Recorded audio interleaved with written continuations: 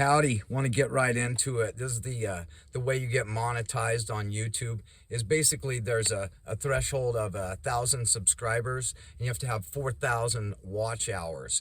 So this can be pretty daunting, but once you get one of those videos that starts to get a few views, you can get that 1,000 subscriber limit knocked out, and then just got to make videos that are a little bit longer so you put more ads in them. And by the time you get to that 4,000 watch hours, then you can have some monetary benefit from that, and it's called the AdSense from Google. So you'll sign up and be accepted into the partner program.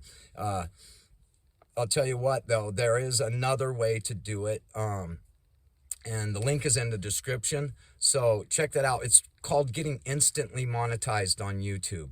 So that way you'll already have the 1,000 subscribers and the 4,000 watch hours. This is the way you get monetized on YouTube.